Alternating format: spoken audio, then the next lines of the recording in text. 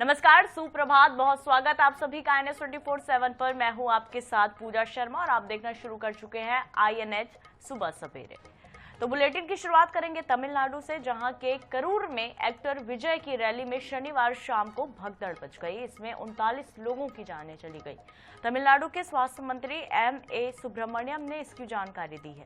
हादसे में 50 से ज्यादा लोग घायल हो गए। मुख्यमंत्री MK स्टालिन ने कहा कि सरकार ने भगदड़ की जांच के लिए एक आयोग का गठन कर दिया है। इसकी अध्यक्षता रिटायर्ड न्यायाधीश अरुणा जगदीशन करेंगी। साथ ही उन्होंने मृतकों के परिवार के लिए 10-10 लाख रुपए और घायलों के लिए 1-1 लाख रुपए देने का भी ऐलान किया है। जानकारी के मुताबिक अभिनेता से नेता बने विजय की पार्टी तमिलगा वेट्री कजगम यानी कि TVK की रैली में बड़ी संख्या में लोग पहुंचे थे। बताया गया है कि 9 साल की एक बच्ची गुम गई थी। विजय ने मंच से उसे तलाशने की अपील पुलिस से की और अपने लोगों से की, जिसके बाद वहां पर भगदड़ जैसे हालात बन गए। भीड़ में फंसने से कई लोगों को सांस लेने में भी परेशानी हुई और कई लोग और कार्यकर्ता बेहोश होने लगे। हालात बिगड़ते देख विजय ने भाषण रोक दिया और लोगों से शांति की अपील की। इसके बाद वे भाषण छोड़कर निकल गए। विजय की रैली के लिए 10,000 लोगों की परमिशन थी। प्रशासन को 50,000 लोगों के जुटने का अनुमान था, लेकिन वहां करीब 1,20,000 लोग एकत्रित हो गए।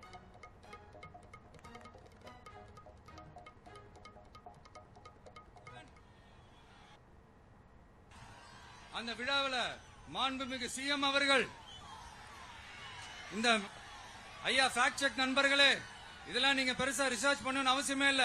யூடியூப் ஓபன் பண்ணி பாருங்க, தெரிச்சிருவீங்க, மிரண்டுருவீங்க. இந்த திமுக குடும்பத்துக்கு ஊழல் பண்ற பணத்தை எல்லாம் 24x7 டெலிவரி பண்ற ஒரு ATM மெஷினா இருக்கிறாராம். போலீஸ் பாதுகாப்புலாம் இருக்கா இல்லையா? போலீஸோட கைகள்லாம் கட்டப்பட்டிருக்குன்னு நினைக்கிறேன். போலீஸ் சார், மக்கள் தான் சார் எஜமானர்கள். இன்னும் 6 மாசம் தான், ஆட்சி மாறும், காட்சி மாறும். அந்த விழாவில் மாண்புமிகு சிஎம் அவர்கள் இந்த ஐயா ஃபேக்ட் செக் நண்பர்களே, இதெல்லாம் நீங்க பெருசா ரிசர்ச் பண்ணணும்னு அவசியமே இல்ல. யூடியூப் ஓபன் பண்ணி பாருங்க, தெரிச்சிருவீங்க, மிரண்டுருவீங்க. இந்த திமுக குடும்பத்துக்கு ஊழல் பண்ற பணத்தை எல்லாம் 24x7 டெலிவரி பண்ற ஒரு ATM மெஷினா இருக்கிறாராம். போலீஸ் பாதுகாப்புலாம் இருக்கா இல்லையா? போலீஸோட கைகள்லாம் கட்டப்பட்டிருக்குன்னு நினைக்கிறேன். इंदौर में लव जिहाद रोकने के लिए भाजपा विधायक मालिनी गौड़ के बेटे एकलव्य गौड़ ने शीतला माता बाजार के व्यापारियों से कहा कि वे अपनी दुकानों से मुस्लिम कर्मचारियों को हटा दें।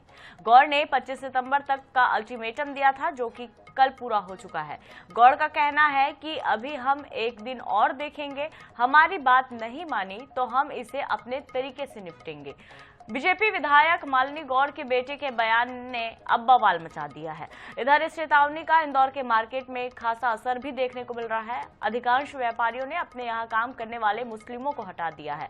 हालांकि अपनी सफाई में एकलव्य गौड़ ने कहा कि मैंने मुस्लिमों को बाहर करने के लिए नहीं कहा, मैंने कहा कि जिहादी मानसिकता का कोई भी व्यक्ति हो उसे तुरंत बाहर करना चाहिए। वहीं कौन जिहादी मानसिकता वाला व्यक्ति है और कौन नहीं, यह व्यापारियों को तय करना चाहिए। नरसिंहपुर जिले की राजनीति में इन दिनों पूर्व विधानसभा अध्यक्ष NP प्रजापति के बेटे नील प्रजापति भी सुर्खियों में हैं। एक वीडियो वायरल हुआ जिसमें नील प्रजापति युवकों को धमकाते नजर आ रहे हैं। कह रहे हैं आधा भोपाल उनके नाम से डरता है और गली गली जाकर वो लोगों को मारते हैं। इसके बाद न सिर्फ सियासी गलियारों को इस बयान ने गरमा दिया, एक के बाद एक नेता पुत्रों के बेटों का वीडियो भी सामने आने के बाद अब विपक्ष हमलावर है।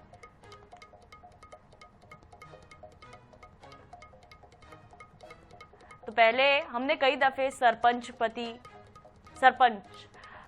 पत्नी की बात तो हमने सुनी कि अगर पत्नी सरपंच होती है लेकिन जो प्रधानी है वो उनका पति करते नजर आता है। लेकिन इन दिनों अगर हम कहें तो राजनीति में एक नया ट्रेंड चल गया है। किस तरह का ट्रेंड? और लगातार इस तरह की जो घटनाएं हैं, इस तरह के जो मामले हैं वो निकल कर सामने आते हैं। जो मंत्री हैं वो कुछ नहीं कहेंगे लेकिन उनके बेटे बिल्कुल अपने आप को मंत्री से कम नहीं समझते और इस तरह के बयानबाजी देते हैं, जिसके चलते जो मंत्री है, जो उनके पिता है, उनकी फजीहत जरूर हो जाती है। तो देखिए, दो खबरें हमने आपको बताई। एक में विधायक पुत्र चेतावनी दे रहे हैं इंदौर में लव जिहाद रोकने के लिए व्यापारियों को और कह रहे हैं कि अगर ऐसा नहीं हुआ तो वो अपने तरीके से इस पूरे मामले से निपटारा करेंगे। तो वहीं दूसरी ओर किसी का बयान आ रहा है कि वो गली गली जाकर लोगों को धमकाते हैं। तो देखिए किस तरह के बयान यहाँ पर दिए जा रहे हैं। हमारी बात नहीं मानी तो हम इसे अपने तरीके से निपटाएंगे, ये व्यापारियों को चेतावनी देते हुए विधायक के बेटे कहते हुए नजर आए।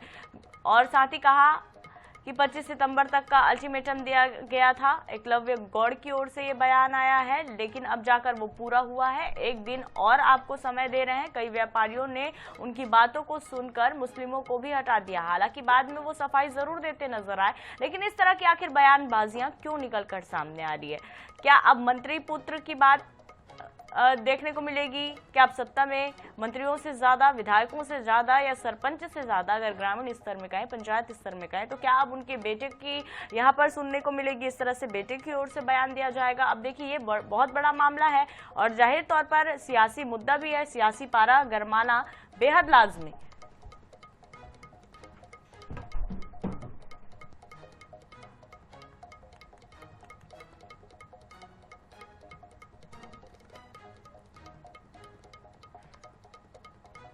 इधर पूर्व मुख्यमंत्री दिग्विजय सिंह ने इंदौर में प्रेस वार्ता कर प्रदेश सरकार और बीजेपी पर जमकर हमला बोला है। क्यों बोला है, क्या कहा उन्होंने कहा राज्य सरकार सांप्रदायिक दंगों को रोकने के लिए सुप्रीम कोर्ट की गाइडलाइन का और प्रशासन पालन नहीं कर रहे हैं। पूर्व मुख्यमंत्री ने आरोप लगाया कि जुलूसों में भड़काऊ नारे लगाने वालों पर कार्रवाई नहीं की जा रही है। दिग्विजय सिंह ने अपने कार्यकाल को याद भी किया और कहा कि मैंने बजरंग दल पर भी कार्रवाई की और सिमी पर भी। उन्होंने कहा आज पुलिस और प्रशासन बीजेपी नेताओं के दबाव में काम कर रहे हैं। लव जिहाद के मुद्दे पर उन्होंने बीजेपी को घेरते हुए लव जिहाद की परिभाषा भी बता डाली। पूर्व मुख्यमंत्री ने आरोप लगाया कि बीजेपी नफरत फैलाकर राजनीतिक रोटियां सेक रही है। उन्होंने कैलाश विजयवर्गीय के बयान पर भी प्रतिक्रिया दी है। का अर्थ ही आप लोग थोड़ा जान लीजिए। आप कहीं मत जाइए, गूगल पे ही जिहाद का क्या अर्थ होता है जान लीजिए, आपको जानकारी मिल जाएगी। लेकिन इसको मुसलमानों के खिलाफ कुछ भी करना तो जिहादी बोल दिया जाता है। I love Krishna, I love Shiva, I love Vishnu, I love हमारे और बुद्धिस्ट जो हैं वो कहें आई लव गौतम बुद्ध। जैनिक लोग कहें आई लव भगवान महावीर। इसमें क्या आपत्ति है? लेकिन ये कंपनसेशन कब मिलता है? जबकि दोषी लोग, उनका दोष साबित हो जाए, तब जाके कंपनसेशन मिलेगा। कोई स्पष्ट गाइडलाइन पालन करने का निर्णय उन्होंने हमें नहीं दिया। हाँ, उसको इतना जरूर किया। देश भर में आई लव मोहम्मद और आई लव महादेव के नाम पर तनातनी की स्थिति बनी हुई है। उत्तर प्रदेश के कानपुर से शुरू हुआ मामला देश के कई राज्यों तक फैल चुका है। इस विवाद की आंच अब छत्तीसगढ़ तक भी पहुंच गई है। जी हां, राजधानी रायपुर में भी आई लव मोहम्मद के पोस्टर लगाए गए हैं। बता दें कि शहर के बैजनाथ पारा, छोटा पारा और मोमिन पारा में पोस्टर लगे हैं।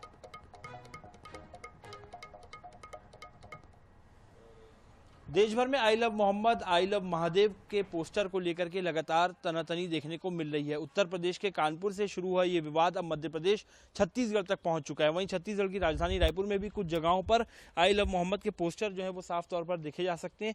इसको लेकर के लगातार ट्रेंड जो है वो देखा जा रहा है। देश भर के अलग अलग राज्यों में आई लव मोहम्मद के जो पोस्टर हैं इसे लगाने का ट्रेंड जो है वो देखा जा रहा है और इसको लेकर के कहीं ना कहीं विवादास्पद स्थिति बनी हुई है, क्योंकि अलग अलग धर्म विशेष के लोगों द्वारा कोई आई लव मोहम्मद लगा रहा है तो दूसरी ओर से आई लव महादेव के पोस्टर जो हैं वो लगाए जा रहे हैं। वहीं राजधानी रायपुर और छत्तीसगढ़ में भी कुछ जगहों पर अब इस तरीके के पोस्टर जो हैं वो कहीं ना कहीं देखने को मिल रहे हैं। कैमरामैन मलकीत सिंह के साथ मोहम्मद सेन, अनिश 24/7, रायपुर। छत्तीसगढ़ के सुकमा में सुरक्षा बलों ने नक्सलियों के नापाक मंसूबों पर पानी फेर दिया है। सुकमा जिले के मेटागुड़ा कैंप क्षेत्र में नक्सलियों की ऑर्डिनेंस फैक्ट्री को ध्वस्त कर दिया गया। फैक्ट्री से भारी मात्रा में हथियार, बारूद और निर्माण उपकरण बरामद किया गया है। दरअसल मेटागुड़ा कैंप से जिला बल और 203 कोबरा वाहिनी की संयुक्त पार्टी सर्च ऑपरेशन के लिए निकली थी। इस दौरान ग्राम कोईमेंटा के आसपास जंगल पहाड़ियों में जवानों ने गहन सर्चिंग शुरू कर दी। जंगल में नक्सलियों की ओर से हथियार और विस्फोटक बनाने की फैक्ट्री का पता चला, जिसके बाद जवानों ने मौके पर नक्सलियों की ऑर्डिनेंस फैक्ट्री को ध्वस्त कर दिया।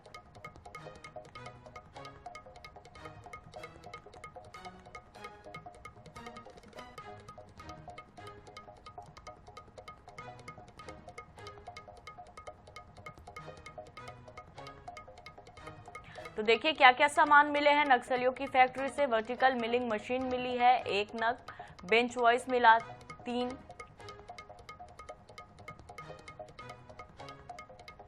और BGL लॉन्चर जो बड़े साइज का था वो 2 पीस मिला है। तो देखिए आपको ना ग्राफिक्स के जरिए भी हम समझाने की कोशिश कर रहे हैं कि सिर्फ और सिर्फ जवान जो है वो नक्सलियों की कमर नहीं तोड़ रहे हैं, बल्कि अब उनके इस तरह की फैक्ट्रियों को भी ध्वस्त कर रहे हैं और पूरी तरह से जड़ से उखाड़ फेंकने के लिए अपनी कमर कसे हुए हैं। तो हैंड ग्राइंड मशीन मिली हुई है। तो बड़ी मात्रा में फैक्ट्री में कई इस तरह के विस्फोटक सामग्रियां बनाई जा रही थी, जिनको अब हमारे जवानों ने ध्वस्त कर दिया। लकड़ी के राइफल मिले हैं, भरमार का ट्रिगर मैकेनिज्म मिला है,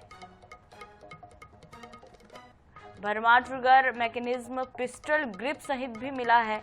तो देखिए एक बार फिर से जो नक्सली हैं अपनी कायराना करतूत को यहाँ पर अंजाम देने की फिराक में थे और इस तरह से फैक्ट्री लगाकर वो विस्फोटक सामग्रियां तैयार करते थे। लेकिन देखिए जवानों को ये बड़ी सफलता मिली है और कहीं ना कहीं अब जिस तरह से लगातार कार्रवाई यहाँ पर चल रही है नक्सलियों के खिलाफ, 2026 की वो तय तारीख ऐसा लगता है कि उसके पहले ही जो छत्तीसगढ़ है वो नक्सलवाद मुक्त हो जाएगा, क्योंकि लगातार नक्सलियों के मांद में घुसकर हमारे जवान न सिर्फ उनके ठिकानों को नेस्तनाबूद कर रहे हैं, बल्कि नक्सलियों को भी करारा जवाब दिया जा रहा है।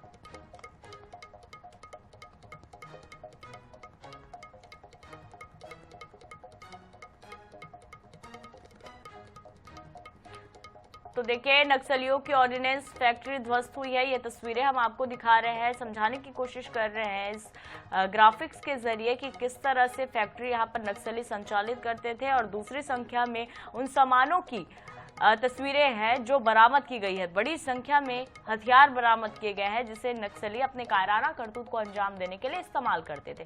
तो देखिए क्या क्या मिला है यहाँ पर, बड़ी संख्या में मैगजीन, विस्फोटक सामग्रियां, ये सारी चीजें यहाँ पर से बरामद की गई। और इसी फैक्ट्री से नक्सली जो है अपने लिए हथियार बनाया करते थे और जिसे वो इस्तेमाल किया करते थे। लेकिन अब सुरक्षा बलों ने नक्सलियों की इस ऑर्डिनेंस फैक्ट्री को ध्वस्त कर दिया है। मौके से भारी मात्रा में हथियार भी बरामद कर लिए गए हैं। तो एक बार फिर से नक्सलियों की कमर टूटी है, क्योंकि बड़ी संख्या में जहां पर उनके ये हथियार थे अब वो भी बरामद कर लिए गए। ऑनलाइन का जमाना है, हर चीजें ऑनलाइन हो जाती है। चाहे ई कार्ड की बात कर लीजिए, पहले तो पोस्ट के जरिए कार्ड दिया जाता था, शादी का हो, बर्थडे का हो, लेकिन अब क्या किया जाता है कि ई कार्ड यानी कि मैसेज के जरिए आपको ये इनविटेशन कार्ड भेज दिया जाता है। तो अगर आपके भी मोबाइल पर ई चालान का मैसेज या शादी का आमंत्रण या फिर केवाईसी अपडेट करने के लिए कोई एपीके फाइल आती है तो सावधान हो जाइए। बिना जांचे परखे किसी भी लिंक पर क्लिक ना करें, वरना आपकी गाड़ी कमाई पलक झपकते गायब हो सकती है। फर्जी चालान, इनविटेशन कार्ड भेजकर साइबर अपराधी भोले भाले लोगों की जेब काट रही है। व्हाट्सएप और मैसेज के जरिए लिंक भेजकर ये ठग लाखों रुपए उड़ा ले जा रहे हैं। देखिए रिपोर्ट।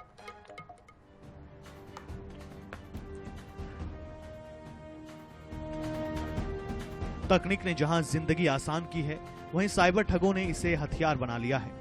अब पुलिस परिवहन विभाग के नाम पर फर्जी ई चालान भेजकर लोगों को लूटा जा रहा है।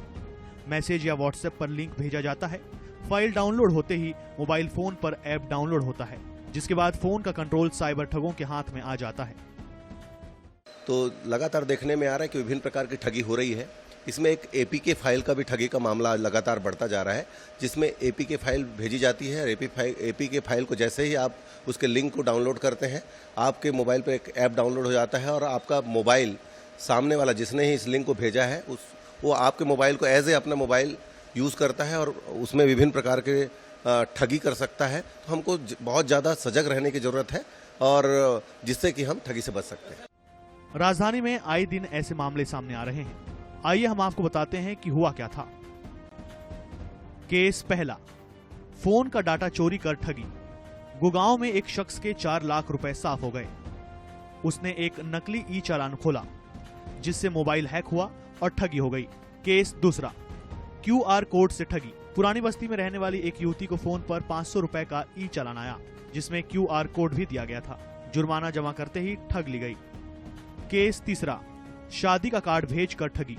राजेंद्र नगर के एक व्यक्ति को व्हाट्सएप पर शादी का निमंत्रण आया।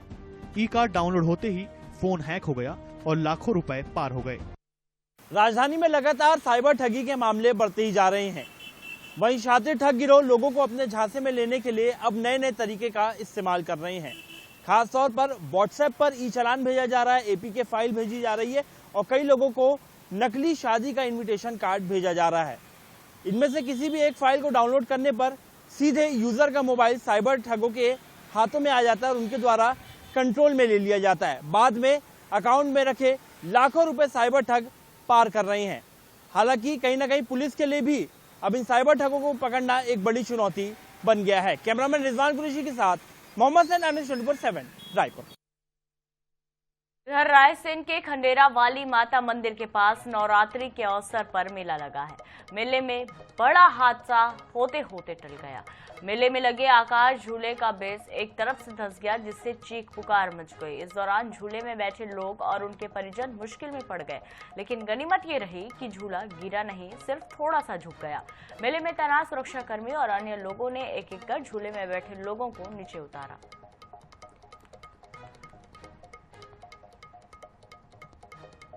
तो देखिए वीडियो के जरिए, ये वही आकाश झूला है। लोग बड़े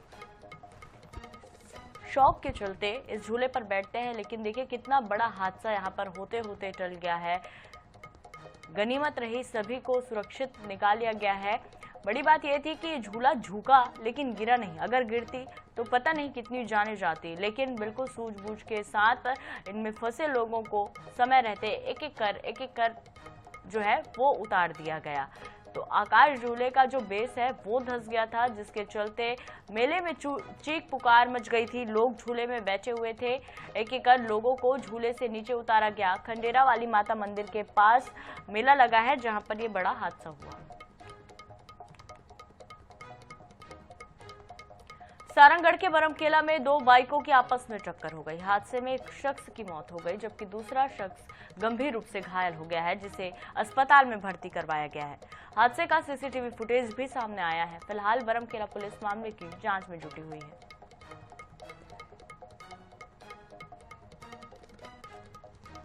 तो एक्सीडेंट का ये मामला नया नहीं है। इस तरह से लगातार कई मामले निकलकर सामने आते रहे हैं और देखिए यहाँ पर कोशिश भी कर रहे हैं आपको बताने की कि किस तरह से 2 बाइक आपस में टकराई है। लापरवाही, कुल मिलाकर अगर कहें तो ये बड़ी एक लापरवाही थी। या तो ओवर स्पीड हमेशा होता है, ओवर स्पीड के चलते लोग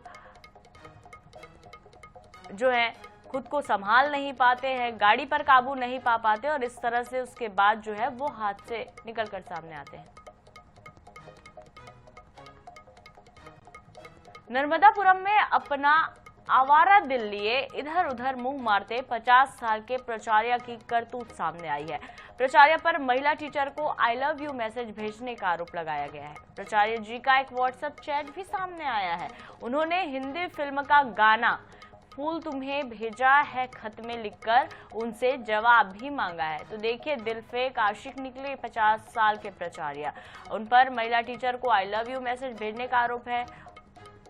तो देखिए किस तरह से फूल तुम्हें भेजा है खत में लिखकर टीचर जवाब भी मांग रहे हैं। टीचर ने कहा कि आप मेरे पिता जैसे हैं, तो उन्होंने प्रताड़ित करना शुरू कर दिया। मामला पिपरिया विकास खंड के हथवांस गांव के पीएम श्री हाई स्कूल पीड़ित टीचर का है, जहां पर पीड़ित टीचर ने जिला शिक्षा अधिकारी से इसकी शिकायत की थी। मामला सामने आने पर शुक्रवार को जिला शिक्षा अधिकारी ज्योति प्रहादी ने 3 सदस्यीय जांच टीम हथवास भेजी। पहली नजर में जांच में लगाए गए आरोप सही पाए गए। अब जब प्राचार्य की करतूत सामने आई तो स्कूल की 8 से अधिक महिला टीचर्स ने भी प्राचार्य पर प्रताड़ना के आरोप लगाए हैं। जांच रिपोर्ट पर जिला शिक्षा अधिकारी ने नर्मदापुरम संयुक्त संचालक को प्राचार्य सुरेश श्रीवास्तव के सस्पेंड का प्रस्ताव बनाकर भेज दिया है। तो 50 साल के अधेड़ उम्र के ये प्राचार्य दिलफेक आशिक निकले, बताइए। और इस तरह से छिछोरी वाली हरकतें देखिए कि किस तरह से मैसेज भेज रहे हैं। फूल तुम्हें भेजा है खत में, आई लव यू भी बाकायदा लिख रहे हैं, लेकिन सामने से अगर कोई शिक्षिका उनके इस प्रपोजल को एक्सेप्ट नहीं कर रही है तो उन्हें प्रताड़ित भी कर रहे हैं। यानी कहीं ना कहीं वो जो कह रहे हैं प्राचार्य, ये चाहते हैं कि वो आई लव यू उनकी ओर से कहा गया तो रिटर्न उन्हें आई लव यू टू का जवाब चाहिए ही चाहिए, और अगर नहीं मिला तो इस तरह से प्रताड़ना यहाँ पर दी जा रही है शिक्षिकाओं को।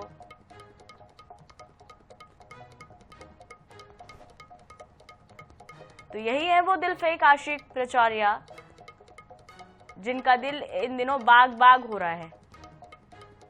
श्रीवास्तव के द्वारा एक मैडम को अनगलत मैसेज भेजा जाता है और उसकी जैसी हमको शिकायत प्राप्त हुई है, हमने 3 लोगों की एक समिति बनाई है।